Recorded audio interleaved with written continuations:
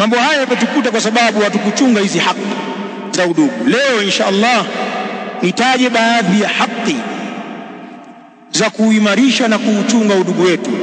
Ala wa min a'zami huquqi al-ukhuwati baina al-mu'minin, fahamu ndugu zangu Waislamu, miongoni mwa haki kubwa kabisa baina ya udugu wa waumini, wanasema ulama, alhubbu fillahi walbughdhu fillah, ni sisi kupendana kwa ajili ya Allah na kuchukiana kwa ajili ya Allah.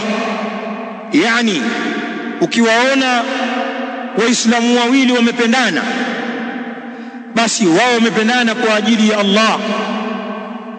Allah amewakusanya kwa sababu yake. Na ukiwaona wana waislamu wawili wametofautiana na wakatengana, basi tofauti zao ni kwa ajili ya Allah. Jambo hili ni haki kubwa sana za udugu wetu.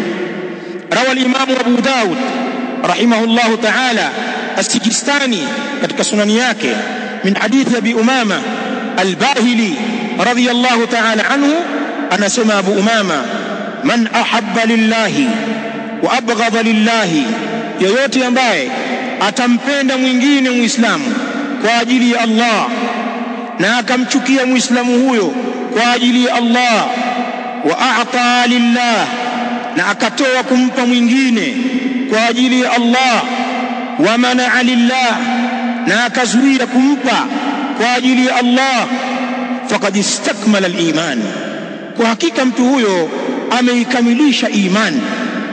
Bimaana muislamu anachunga katika udugu wake yale ambayo Allah anayaridhia. Ikiwa ndugu yake muislamu ni mu'minun haqqa, ni muumini wa kweli, anamuadhimisha Allah na kumtii Allah, huyu mu'min atapendwa kwa sababu ya imani yake. Na akiwa ni mtu muovu, muanid, mtu mkaidi, mpinzani, hana kheri, hana ibada, bali yuko mbele kwenye maasi, muislamu huyu atachukiwa kwa ajili ya Allah kwa sababu ya uovu wake. Mizani ya kupendana na kuchukiana baina ya waumini na kuwa ni dini kumridhisha Allah.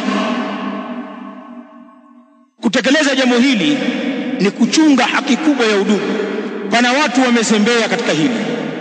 Wako ndugu zao waumini wenye vigezo vya imani, lakini hawawapendi mapenzi ya kuwapenda waumini, bali pana wengine wamekengeuka, wako mbali na imani, lakini utakuta mtu anawapenda watu hao kwa maslahi mengine ya kilimwengu. Watu wanapendana humo kwa sababu za kimaslahi, maslahi ya kiuchumi, maslahi ya kisiasa, maslahi ya kimichezo na maslahi mengine. Watu wanapendana, lakini pana uovu ndani yake. Kufanya hivi si kutekeleza haki za udugu. Nitapita hapo.